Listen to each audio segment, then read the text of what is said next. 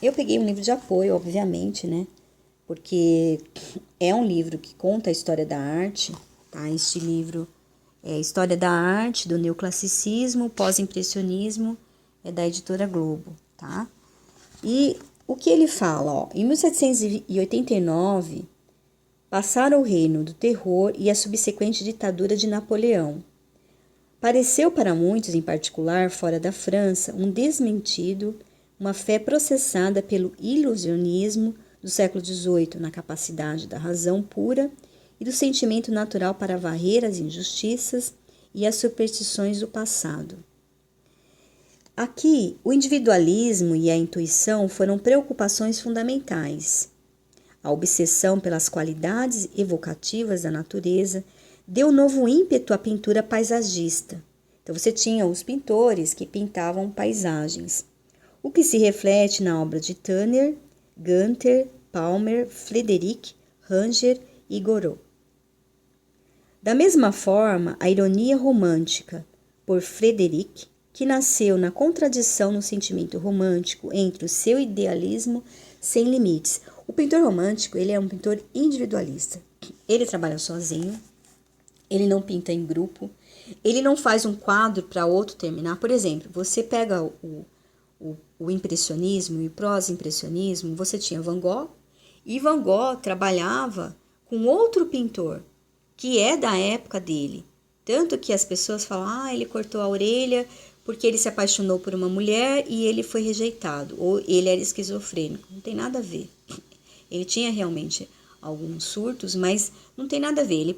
Ele pintava com o Paul Gauguin. Tanto que algumas pinturas ele começa e Paul Gauguin termina. Né? Então, muita coisa às vezes que você ouve na internet ou que você lê está errada. Tá? Eles eram companheiros de pintura, não eram gays, não tinham caso. Paul Gauguin, tá certo? Foi casado, separou da esposa, aí foi morar nas ilhas do Haiti para retratar aquelas pessoas. Então, assim, é muita coisa que eles ventilam e que não é verdade. Então, muitas obras que Paul Gauguin fez foi junto com Van Gogh, tá certo?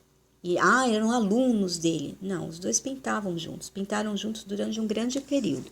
Então, voltando aqui a falar do romantismo, tá? A razão do romantismo de ser fundamentalmente uma questão do ponto de vista, mal podemos falar dele em termos de conjunto de características formais estilistas. Foi o que eu disse, o romantismo é diferente do impressionismo, é diferente do pós-impressionismo, é diferente do neoclassicismo. O romantismo, ele se pega muito na literatura, então ele não tem uma produção muito grande. A Inglaterra, você tinha pintores desse período que pintaram algumas obras isoladas na Inglaterra, tá certo? E eles pegavam a literatura inglesa. E era nessa literatura que eles fundamentavam a sua arte. Por isso que é estilista, porque existe um estilo literário por trás da pintura, tá certo? Então, esta é a fundamental característica do romantismo na pintura, é o estilismo, né? Não é o estilismo de roupa, é o estilismo literário. Então, você tem a pintura de paisagens, você tem a pintura das grandes guerras. No meio dessa pintura das grandes guerras, você tem a sociedade. Então, você tem lá uma estátua de uma mulher, tá certo? Querendo a liberdade da guerra, e você tem a sociedade, né? Aquele estilo da sociedade, os chapéus, né? A roupa. É muito interessante.